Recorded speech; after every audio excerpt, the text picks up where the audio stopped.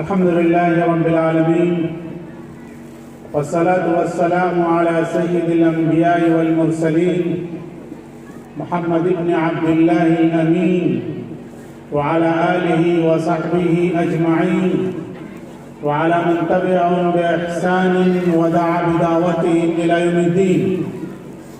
أما بعد فأعوذ بالله من الشيطان الرجيم. بسم الله الرحمن الرحيم. واذكروا نعمة الله عليكم إذ كنتم أعداء فألف بين قلوبكم فأصبحتم بنعمتي إخوانا وكنتم على شفا حفرة من النار فأنقذكم منها. صدق اللہ العظیم. اللہ تعالیٰ نے ہم سب کو ایمان کی دولت سے مالا مال کیا ہے. یہ اللہ کا اتنا بڑا انعام ہے، اتنا بڑا احسان ہے، اتنا بڑا کرم ہے کہ ہم پوری زندگی اس کا شکر نہیں ادا کر سکتے ہیں. یہ دنیا کی وہ نعمت ہے کہ اگر انسان کو یہ نعمت حاصل نہ ہو تو انسان جانور بن جاتا ہے، انسان درندہ بن جاتا ہے، انسان بھیڑیا بن جاتا ہے، انسان دہشت گرد بن جاتا ہے، انسان انسانیت کا قاتل بن جاتا ہے. اللہ تعالیٰ نے محض اپنے فضل و کرم سے یہ نعمت ہم سب کو عطا کی ہے. قرآن کریم میں اللہ تعالیٰ نے اس کا تذکرہ کیا ہے. وَاذْكُرُوا نِعْمَةَ اللَّهِ عَلَيْكُمْ إِذْ كُنْتُمْ أَعْدَاءً فَأَلَّفَ بَيْنَ قُلُوبِكُمْ فَأَصْبَحْتُمْ بِنِعْمَتِهِ إِخْوَانًا وَكُنْتُمْ عَلَى شَفَا حُفْرَةٍ مِّنَ النَّارِ فَأَنقَذَكُم مِّنْهَا.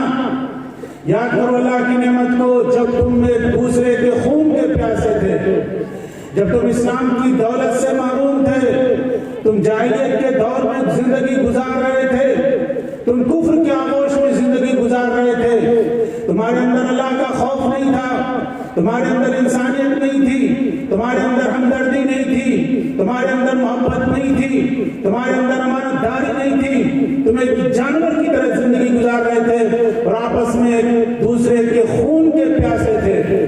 تو اللہ تعالیٰ نے تم کو اسلام کی دولت سے نوازا، ایمان کی دولت سے نوازا اور تمہارے دلوں کو جوڑ دیا. ایمان کا رشتہ اور ایمان کی بنیاد پر جو محبت قائم ہوتی ہے اور ایمان کی بنیاد پر جو تعلق قائم ہوتا ہے وہ دنیا کا سب سے مضبوط رشتہ ہوتا ہے. وہ اس میں سب سے زیادہ محبت ہوتی ہے، اس میں سب سے زیادہ تعلق ہوتا ہے. یہ محبت صرف ایمان کی بنیاد پر نصیب ہوا. فَأَلَّفَ بَيْنَ قُلُوبِكُمْ فَأَصْبَحْتُمْ بِنِعْمَتِهِ إِخْوَانًا. اللہ تعالیٰ نے تمہارے دلوں کو جوڑ دیا اور تم ایمان کی وجہ سے، اسلام کی وجہ سے دنیا کے سارے مسلمان ایک دوسرے کے بھائی بھائی بن گئے. یہ انعام اللہ نے تم پر کیا ہے، یہ احسان اللہ نے تم پر کیا ہے، یہ اللہ کا کرم ہے، یہ اللہ کا فضل ہے جس کا تم کبھی بھی شکر ادا نہیں کر سکتے ہو. اس نے تم کو مسلمان نام دیا ہے اور یہ کوئی معمولی نام نہیں ہے، یہ کوئی معمولی آئیڈینٹی نہیں ہے، یہ کوئی معمولی شناخت نہیں ہے. دنیا میں اس سے بہتر، اس سے بڑھ کر کوئی آئیڈینٹی نہیں ہو سکتی ہے ایک انسان کے لیے کہ وہ اسلام کا ماننے والا ہے، وہ اللہ کا ماننے والا ہے، وہ نبی کا غلام ہے. یہ دنیا کی سب سے بڑی سرٹیفکیٹ ہے جو اللہ تبارک و تعالیٰ کی طرف سے عطا کی گئی. هو سماکم المسلمین. اللہ تعالیٰ نے ہمارا نام مسلمان رکھا ہے. یہ نام کسی حکومت کی طرف سے نہیں دیا گیا ہے، یہ نام کسی گورنر کی طرف سے نہیں دیا گیا ہے، یہ نام کسی سسٹم کی طرف سے نہیں دیا گیا ہے.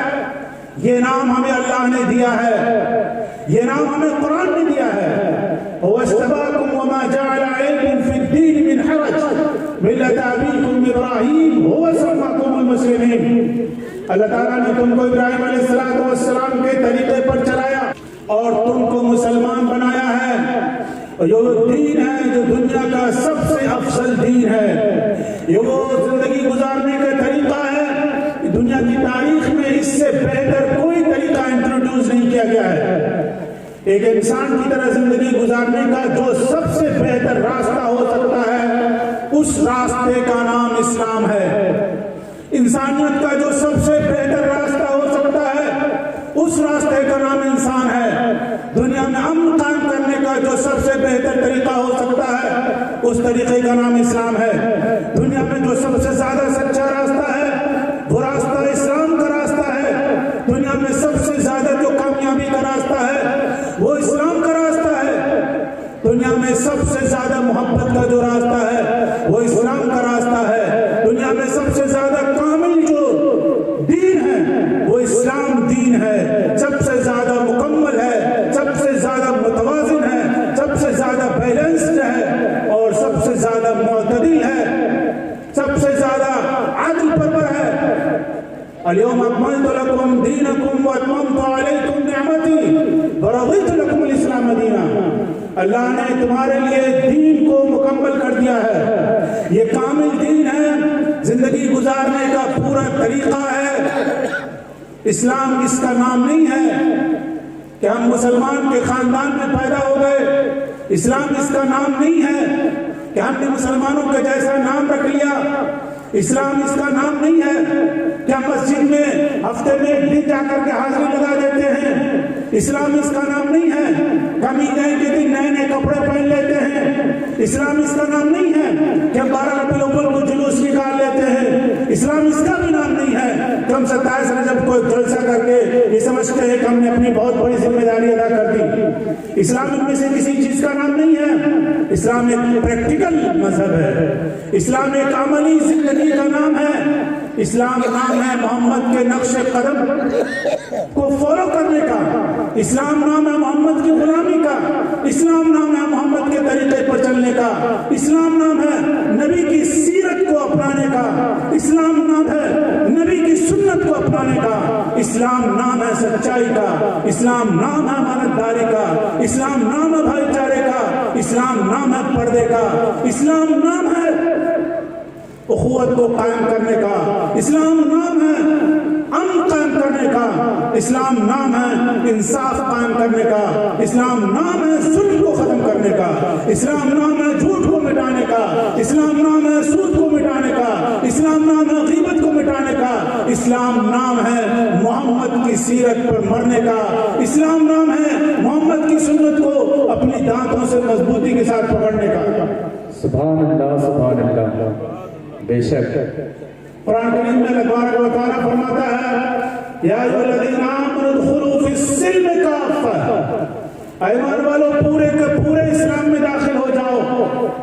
تم نے مسلمانوں کا جیسا نام رکھ لیا، تم مسلمان کے خاندان میں پیدا ہوئے، تم نے 12 ربیع الاول کو جلسہ کر لیا، تم نے 27 رجب کو جلسہ کر لیا، اور تم نے ہم ہفتے میں جا کے مسجد میں ایک دن حاضری دے دی، اور اس کے بعد تم یہ سمجھتے ہو کہ ہماری ذمہ داری ختم ہو گئی اور ہم پورے کے پورے مسلمان ہیں۔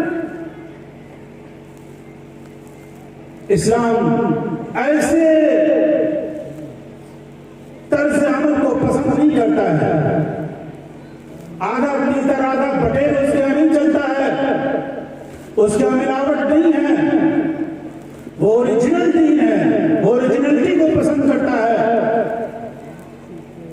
وہ اس بات کی تعلیم دیتا ہے کہ تمہاری پوری زندگی اسلامی ہونی چاہیے، تمہارے سارے معاملات اسلامی ہونے چاہیے، اسلام کے دائرے میں ہونے چاہیے، تمہارا اٹھنا بیٹھنا اسلام کے مطابق ہونا چاہیے، تمہاری تجارت اسلام کے مطابق ہونی چاہیے، تمہاری معاشرت اسلام کے مطابق ہونی چاہیے، تمہاری شادی بیاہ اسلام کے مطابق ہونی چاہیے، تمہارے آپس کے تعلقات اسلام کے مطابق ہونے چاہیے، تمہاری زندگی اسلام کے مطابق ہونی چاہیے، تمہاری سیاست اسلام کے مطابق ہونی چاہیے، تمہاری حکومت اسلام کے مطابق ہونی چاہیے۔ یہ مطلب ہے اسلام کا۔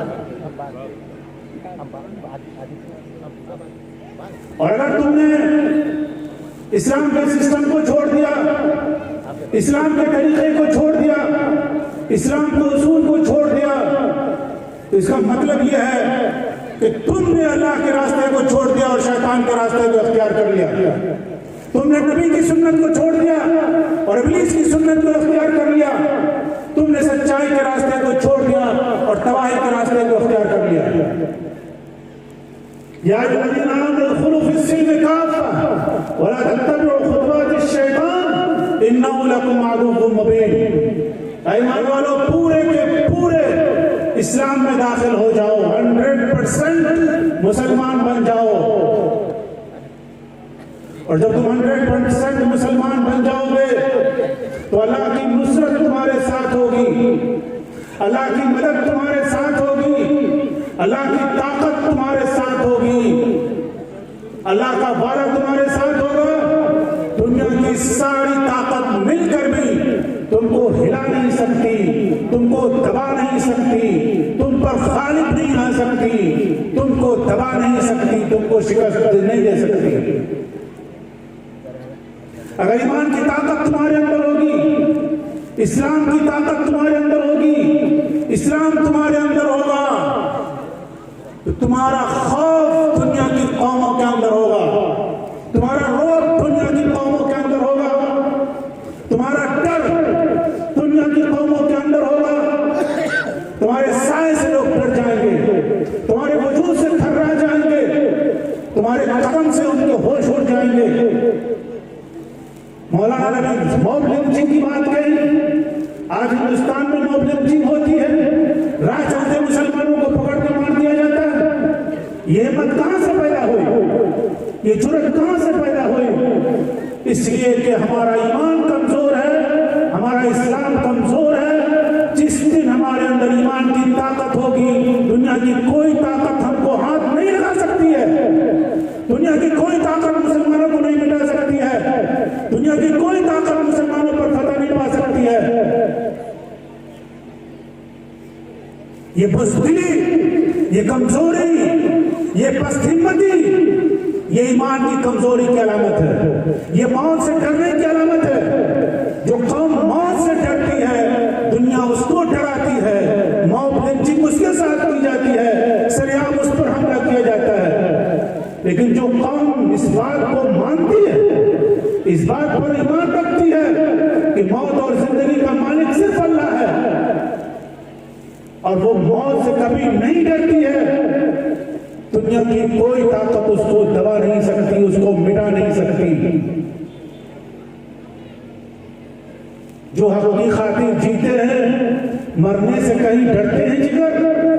جب وقت شہادت آتا ہے دل سینوں میں رقصاں ہوتے ہیں.